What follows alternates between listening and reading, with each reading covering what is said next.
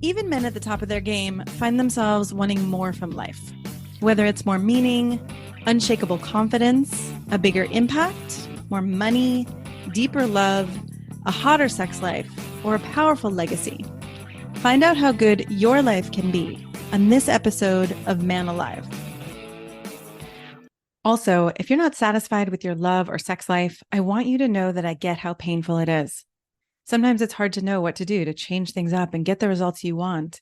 But having spent 20 years as a dating and relationship coach, supporting thousands of men to have the relationships and sex they want, I know it's possible for you when you get the right kind of support. As a woman coach, I bring a unique advantage by helping you understand how women think and feel and why they say and do things that can be so frustrating for you. My specialty is being able to tell within minutes why you're losing attraction, trust, or respect from women, and how to turn that around.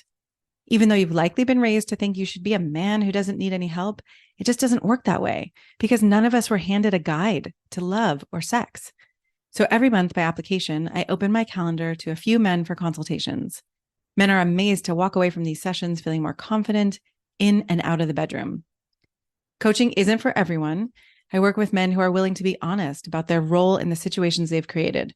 So if you're still playing the blame game, this isn't for you. But if you're ready to take action and have a love and sex life you feel great about, book a time to meet with me.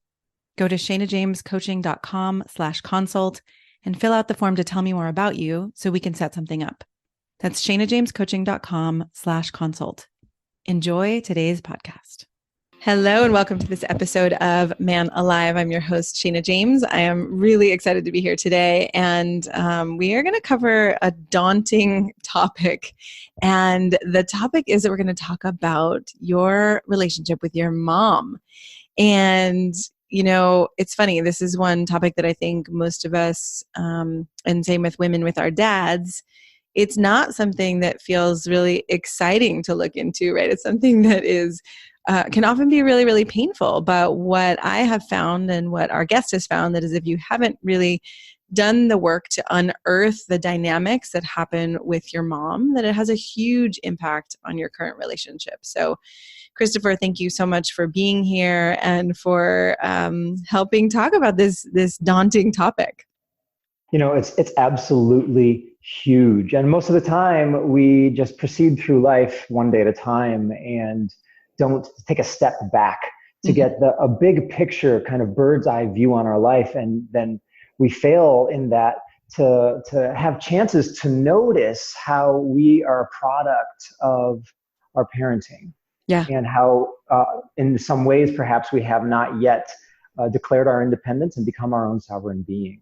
Yes. And, you know, I can see, right, in so many of the arguments I've had in my past and, you know, and with my relationship that ended in divorce, I could really see how the big ones and the just like the big crunchy spots, right, they weren't really a reaction to my ex-husband. They were so much more built in my reaction to my dad and to my parents and, you know, all of that. So we're going to dive into that. I want to give you a quick introduction because it's so easy to just start, but I want people to know who you are. So sure. Kristopher Lovestone is a sex educator and relationship consultant who survived 6 divorces in his childhood and now teaches men how to succeed in their relationship through communication and integrity. His techniques have yielded him a wildly successful 15-year marriage that gets hotter every day. And he's published his teachings in his new book called Conscious Cock, The Empowered Sexuality Manual for Men. He has been called the Einstein of relationships and has been endorsed by many of the top male sex educators in the world. And I would just want to thank you for teaching about communication and integrity, right? There's a lot of teaching out there on communication and it's not always paired with integrity. So, you know, when I work with men, I'm often like, okay, I'm teaching you some superpowers, but you have to promise that you're going to use these for good, right? You have to use them with integrity. So thank you for being a man who teaches that. You named it. You know, knowledge is power, right? And so many cultures throughout history have not taught knowledge to younger generations until they deemed that younger generation was able to wield it with integrity. Right. You know, and if you don't, you just get the knowledge, you know, you can cause so much harm, not just to yourself, but to everyone around you. Yeah. So, you know, it really, the foundation of all of my work is modern understanding of boundaries and consent as a self-empowerment practice. Mm. And when Boundaries and most, consent as a self-empowerment practice. yes, exactly. For I the love person that I'm talking to, if I'm teaching you about boundaries and consent, I'm using boundaries and consent to help you get power in your life. And this is it. usually revolutionary work for anybody that hears it, because they normally think, oh, boundaries and consent, that what you're talking about is, somebody who's on a date and Mm-hmm. maybe rape or sexual abuse or molestation or something like that. And I'm like, no, I'm not talking about it from that perspective at all. I'm Mm. talking about being able to get the words out of your mouth when your belly is tight and your heart is pounding and you feel like you should say something, Yeah. but you feel shut down and unable to do it. And this You could know, be in a relationship or when you're single. in all aspects of Yeah. life. Yeah. Yeah, Great. absolutely. So, okay. So boundaries and consent. And as we are, maybe we can just tie that into like, in my experience working with men who have had moms who on either end of the spectrum, right? Either were not very attentive or loving or were more suffocating, that impacts our ability to actually speak our truth and say what we need or have needs or all of that. So I'm curious, how that comes in your work with men, the boundaries, consent, and then tying it back into mom. Okay. I think the teaching tool that I find that most people can really grasp and easily relate to, Mm-hmm. which is the gateway to this conversation, Mm-hmm. is do you ever feel like you really try to take care of everybody around you? You try to not make them feel bad. You care for their feelings. You don't want to disappoint them. You stick with your word till the bitter end because you gave your word, even though maybe something changed inside of you and you don't want to do it. And in all of this, what we're doing is we're caretaking and we're people pleasing. Everybody kind of understands intuitively this concept of wanting people to like them, wanting to be likable, wanting to be loved, because we all want love and appreciation, Yeah. And we're brought up as children. Most people are brought up as children to not say no to their parents, to not make waves, go with the flow, be nice, and inherent in that is this programming of not speaking up for what you know is true inside of you. Right. And Right. so many of us carry that forward into adulthood, into our jobs, into our personal relationships, like friend circles, Mm-hmm. and then also any romantic or sexual relationships that we have. Yeah. And then we end up living these lives of inauthenticity, playing a role that we never really wanted to sign up for, the dutiful husband, the provider, right? The dutiful Which is so son. exhausting. And then men come to me, feel either divorced or still in a relationship, feeling alone, right? It's like I was in a relationship, a romantic relationship, but I just felt so alone and Right? unseen and unknown. Totally hidden. Yeah. And then also hidden from himself Mm-hmm. and hiding himself from his partner. Not because he wants to hide himself, but just because he's doing his best to please everyone around him the way he was trained to do, the way he thinks a good man should. That people-pleasing thing is a poison to our own authenticity. And another way to say that is it's a poison to our own personal evolution. So many people stop growing when they get out of the house. Yes. When they reach their 20s, they stop evolving. And then you end up having 50-year-olds, 60-year-olds, 70-year-olds that are still kind of the same emotional state that they were when they were a teenager. In their teens and 20s. Yeah. Right? So It's a much better thing to continually evolve through your life and be an 80, 90-year-old eventually, if you can get there. It is completely inverting yourself and trying on new aspects of yourself and reversing and exploring, continuing to be engaged and dynamic with life. yeah, and really Everyone around willing, you. right? Yeah, willing to look at the hard things. And I'm curious what your relationship with your mother, we've talked about this a little bit, but we've talked about where you learned to lie or say yes to your mom. Can you tell us a little bit about that dynamic? Yeah, sure. So my mother would say that she was a single mother. That's what she would call herself. Although she was always in a relationship my entire childhood. And in that kind of single parenting mindset, she had to be the mother, she had to be the father, she had to be the provider, she had to be the caregiver all at the same time. And she was Yeah. very, very tightly wound and Wound. strung and stressed out and hurt from all the traumas in her life and the desperation of trying to make ends meet. It was a very hard life for her, and Mm-hmm. she did her best. And her grip was really tight. And in that, I learned to be her support, be her caretaker, be her caregiver, be giving, care for her feelings, do everything I can to support I her can even hear like how your voice from, just changed in right, that moment, right? It was right, like, right, oh, I just pulled myself yep, up into being this adult when I was really right. a kid. And And then from that, as I got to maturity, sexual maturity, and started kind of having my own personality really grow inside my heart and in my mind, that came kind of like, two male sheep, two male goats, rams butting heads together, right? We mm, kind of started to clash yeah, because I wanted to differentiate. yeah, I was different. I wanted control over my life, but she, to me, was very controlling and domineering. It was her uh, way or no other way. yeah, And I learned that if I was honest about what was going on for me, it would cause, a day's worth of nasty feelings and resentment. And like, I would have to dig my way out of this horrible hole. So And if emotional you were processing honest, it did costs, not go well.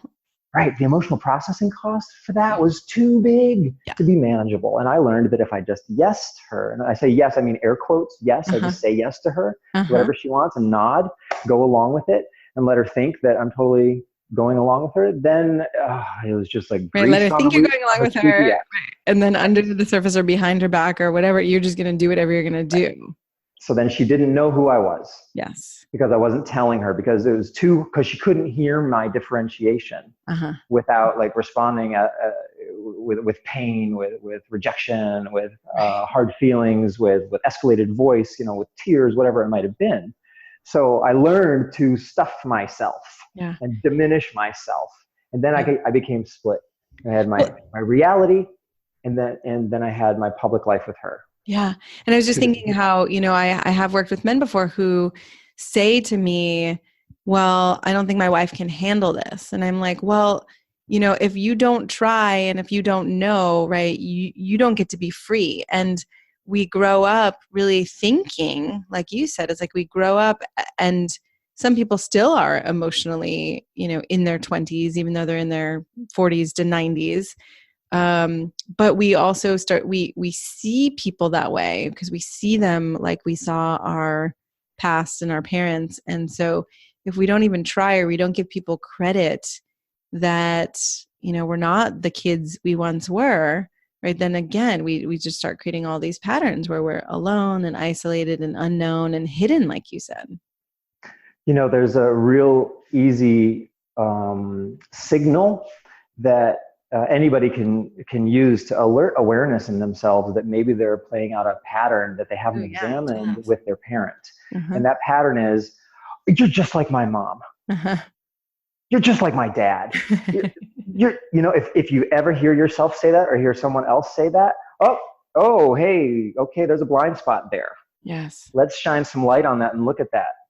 Because are they really just like your mom or just like your dad, or are they just triggering or uncovering something inside of yourself that used to be imprinted by your parents? Mm-hmm. Mm-hmm. I Right? love that. It's a real easy flag to notice if you Yeah. just have the awareness. Oh, if you ever hear anybody say you're just like my mom, you're like, oh, you've got unexamined issues that are Mm, really keeping you back. yeah. Yeah. Yeah. Right. And really, I mean, this is going even farther into it where if we can start actually looking at, well, how is this upset related to, my mom or my dad or my caretaker? How actually just assuming that there's something there. I think that's been really powerful and useful. But maybe jumping ahead of the game. So Okay. part of what I want to know from you, right, is okay, so you develop this pattern, you learn to lie or just to say yes in air quotes and then go and do what you're Right. going to do anyway. And so Right. I want to hear a little bit about your journey of how did you start turning back toward your truth or being in a relationship with others with your truth?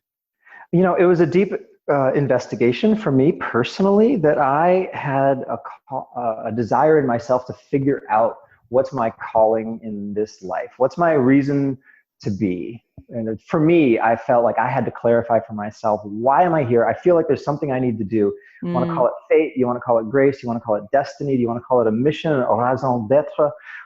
Whatever it might be, but like I needed to know for myself, what's my purpose here? I need to have a purpose. I need to feel that, and then I can live for my purpose. Anyway, that questioning took me decades. It was not easy. It was arduous for me. Anyway, so I was on my own personal journey of uncovering what's my calling in life.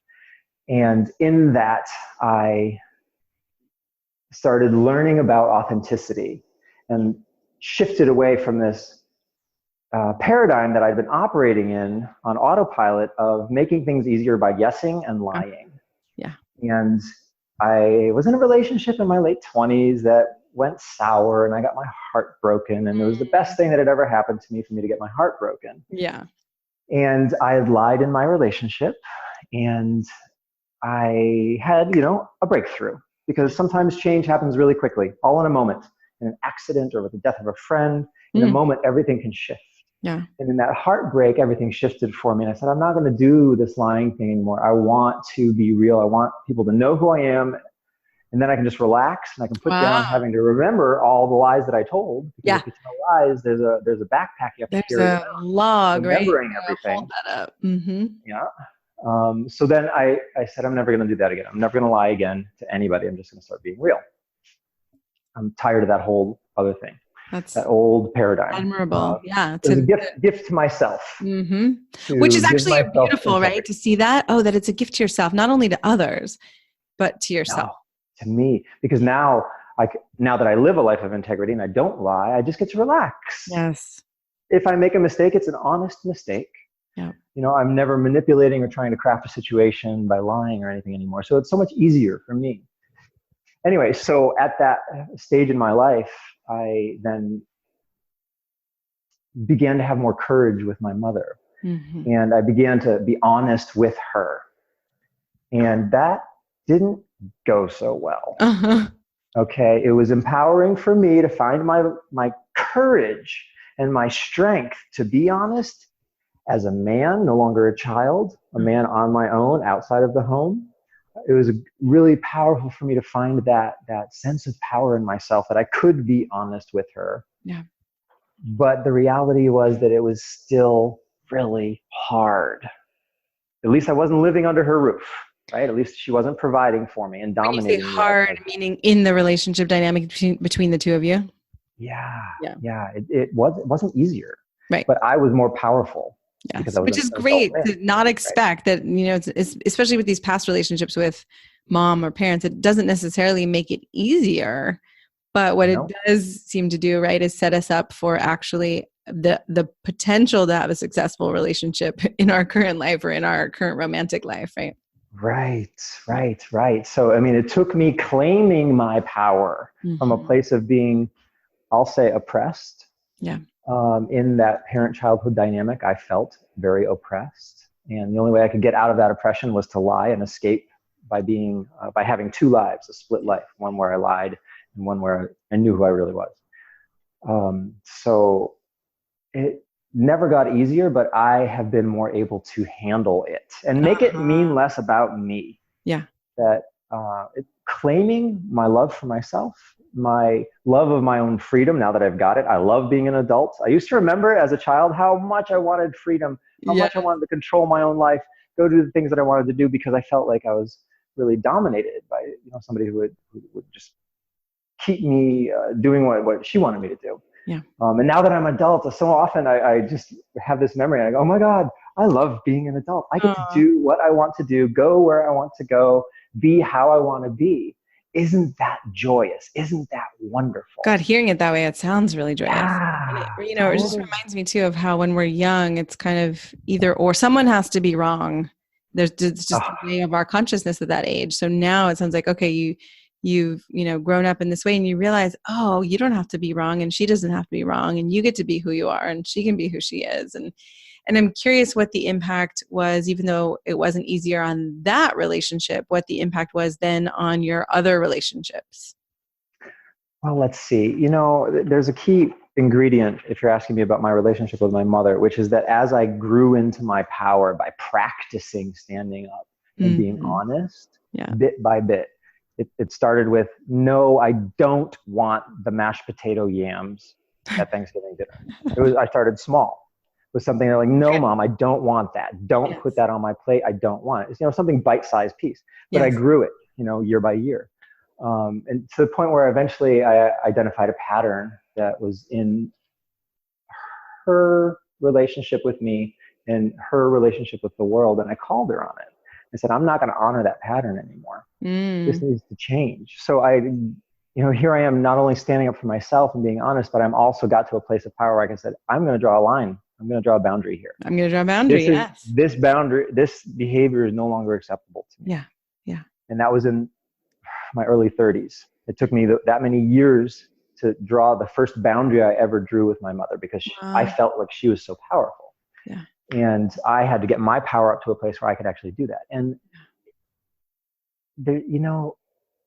it's a false expectation to think that we can have things the way that we want to have them.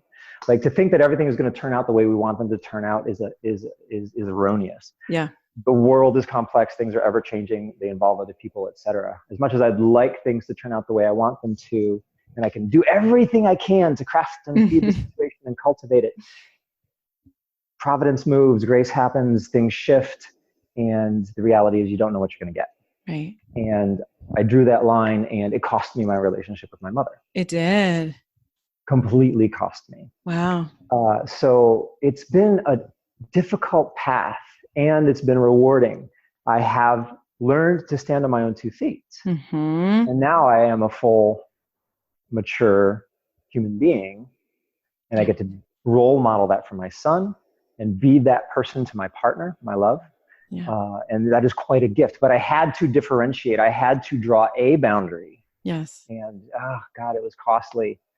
And I wish that would be different. Yeah. But I mean, that is a big cost. I know how important it was to me that it took me 30 some odd years to draw that line. Right. And it's a huge cost to lose your relationship with your mom. And that's not going to happen for everyone. I know other men who've started saying things and their mom steps up and is like, wow, I didn't see that, or there's willingness. Right. But either way, right, you're the one you live with on a daily basis, and you're the one you're bringing into your current relationships. And so, to be able to set boundaries is such an important thing, or to be able to say no when you don't like something. I mean, so many men I've worked with, there is that sense of like, well, I'm supposed to say yes, even though I'm supposed to be the one who, is the almighty or the powerful or the rock that everybody leans on. But that involves me just saying yes all the time and sucking it up. And I mean, that just kills men. Oh God, it totally does. A real easy metaphor is being a doormat, getting walked on, and the other end of the spectrum, you could say, is being a jerk. Yep. And what is the path of integrity? What is the path of being true to yourself and showing your true self to others? That's the midway, where you're not a doormat and you're not a jerk. You find the way to be honest about yourself, not sell yourself short. Don't be a prostitute, selling yourself for other people's approval. Yes. I really love that you just brought that the middle way, right? That you don't have to set a boundary by being an asshole. You can set a boundary with love and clarity. With love. Yeah. Yeah. And the empowered way, the most empowered way that I've seen to set a boundary is where you're not doing it because the other person's triggering you and you're in panic. And you're not doing it because you want to shut the other person down and self-protect. But that what you're doing is you're doing it because it's the best thing for you and it's the best thing for the other person. That is like really the superior way to do it. That is you're doing it out of love for everyone, because you see so clearly, because you've done your homework. Yes. You've gone through the compost and mined it, and you found the nugget, and you figured it out, and you know how to communicate it clearly, and you can do it, and then stand in your confidence. and Well, and relax. I'm curious about this because I imagine there's a distinction when it you see that it's best for you, but it may not be best for the other person. Though I will say, right, when there are often times, especially for men who are used to being nice guys or being walked on, that actually what's best for you will be best for everyone. But how do you support men to work with boundaries when they can see, well, this is really good for me, but I don't know if it's going to be good for other people or if other people are going to like it? Hmm. There's something that comes up as you say it that way that makes me think about this what I experience as a reality that when we caretake other people and don't state our truth and stand up for ourselves with love for the other person also and find the way that's best for everybody else, that what we end up doing is fostering their codependence on us and Mm-hmm. fostering enmeshment, by trying to diminish ourselves because maybe we're not so courageous to find the solution that's best for everyone. By diminishing ourselves, we're training them, we're teaching them that Yeah. they can get those needs met from us rather than giving them the gift of standing up for themselves as a true adult in their own lives and taking care of their own needs. To me, Mm-hmm. that's a bigger gift, to give someone full weight of their own lives, to their own life to take care of. Let them Yeah. handle it. Stop making them dependent on you diminishing yourself in some way. To me, that's the Mm-hmm. kinder gift. Yes. So it Because takes what if, kind of looking at, at a broader or more meta view of, right, in this moment, it may be painful for someone, but when we're really looking at the whole picture of being mature human beings and actually being, free and able to connect and be intimate and all of that, there's this huge gift that you're actually giving then. you said it very well. Absolutely. It is a huge gift to yourself and to everyone around you, even though it might be painful, even though it might cost you the relationship. Ultimately, I think it's the kindest thing that you can do. Yeah. They Right. say, Yeah, show so your many cards and times. let the chips. I apologize for speaking over you. No, Hold on, no, let me it's just say okay. this one thing. This metaphor that's really common is to show your cards and let the chips fall where they may. Yeah. But that is ultimately the kindest thing. Yeah. Yeah. Anyway, what were you going to say? No, I got really excited because I was thinking of how many times I've heard both men and women or, any gender, people of any gender say like, well, I didn't say it because I didn't want to hurt him or I didn't want to hurt her, Right. And then I'm like, wait, but now you're 6 months down the road and you knew you didn't want to be in Right. this relationship this whole time. Like, how do you think that feels, for Right. someone to find out you weren't really in it with me all this time I thought you were. And Right. so, right, we That can think these little hurts. We need to avoid these little hurts and then create even bigger ones. right. That makes me think of this concept that I've really been getting a lot of mileage out of lately, both for myself and as I work with other people, of calling it straight Yeah. and asking the question, is this a good idea? And looking at it with a long time frame, a long lens into the future. Like if I'm doing Mm. this now and I look at how this is going to play out in the future, is that a really good idea for the other person? Is that a Uh-huh. really good idea for me? Uh-huh. If you know a Venn diagram where there's two circles and they overlap and there's some part of the two circles that are shared ground, common ground, and overlap. The question being, is there an overlap between what this person wants and what I want, where in that overlap, we both are good? Yep. Like we're both fulfilled and being inspired and being supported and being authentic and stuff like that. Is there an overlap? Is there a place where it is a good idea? Or is this not a good idea? And if I make the hard choice now, am I going to save myself and the other person and possibly bystanders a whole lot of headache and heartache Yeah. in the future? Yeah. The ability to make a hard decision now can save so much headache and heartache in the future. And to me, Wow. that's the kinder thing to do. Yeah.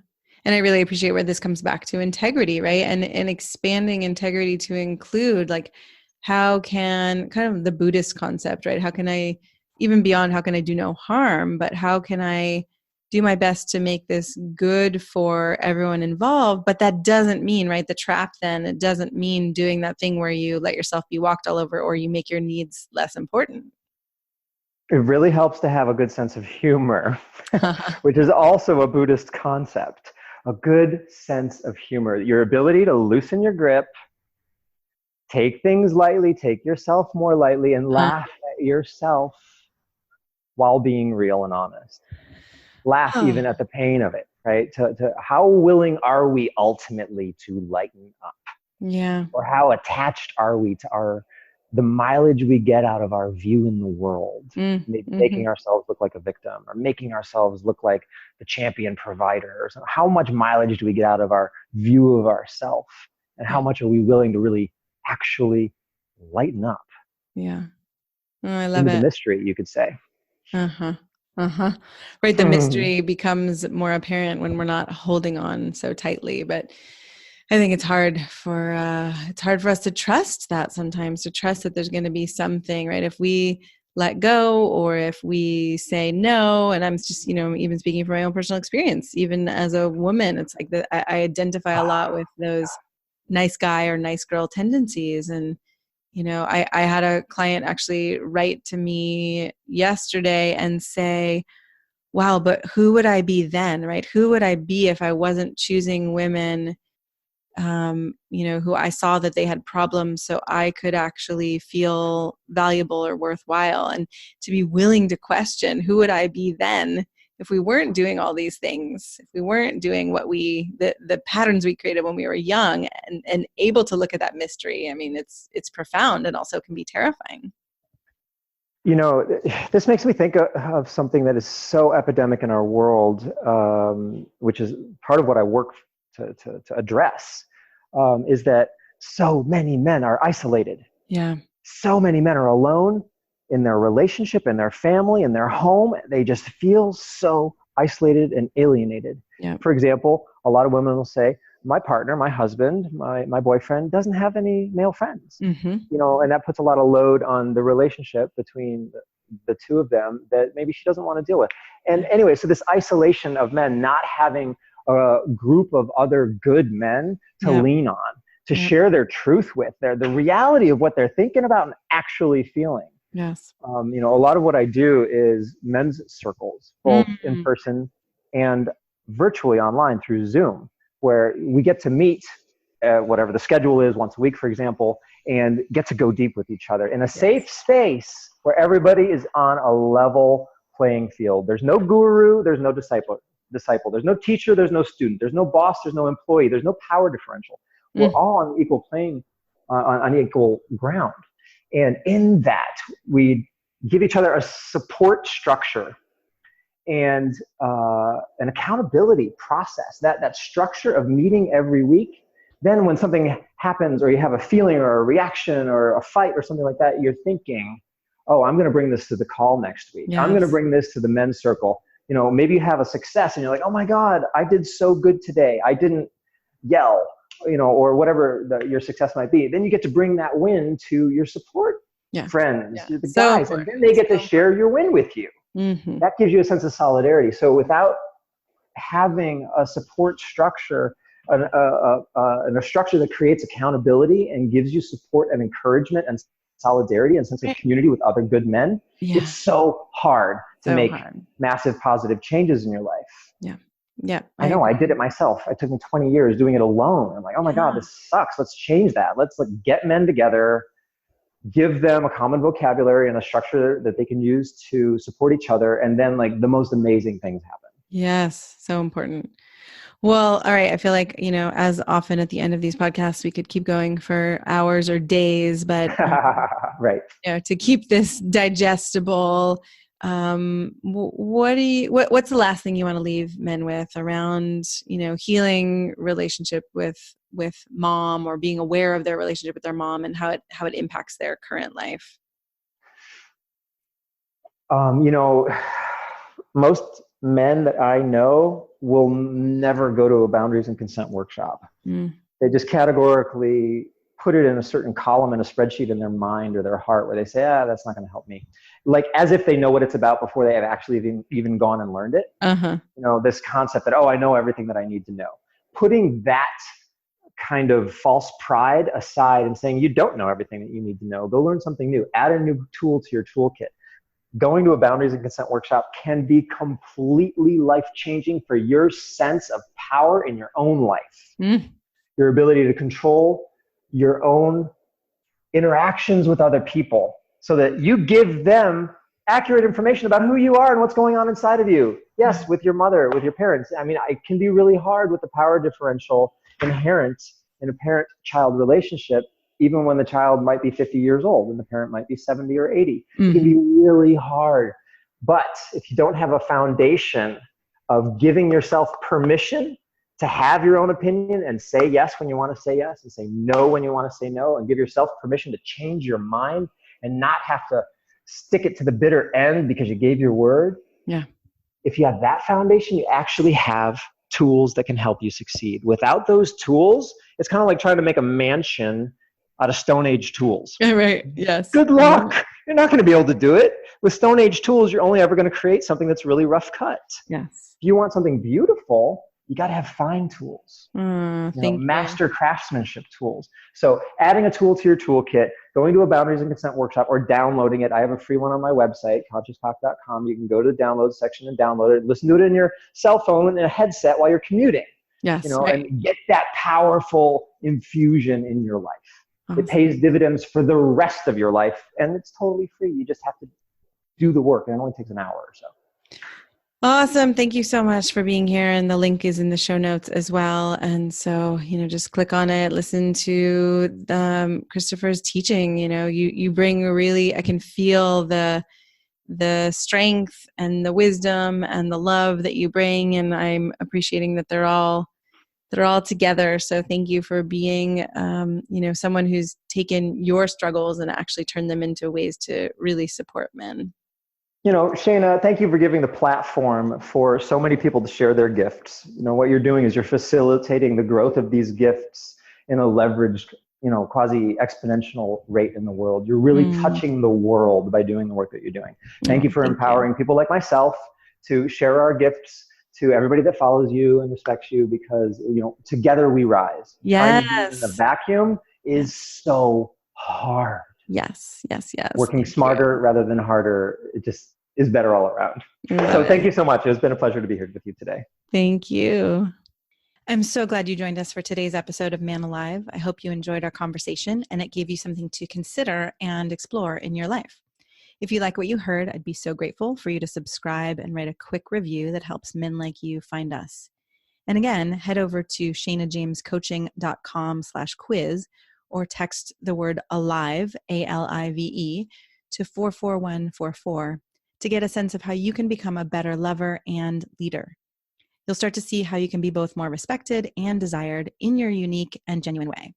If you don't feel as confident or as excited about life or love as you'd like to be, this quiz is a really great starting point and will guide you toward a more passionate love life and a more inspiring and successful career. So again, text ALIVE, ALIVE, to 44144 or head over to shanajamescoaching.com/quiz. Join us each week for a new episode of Man Alive.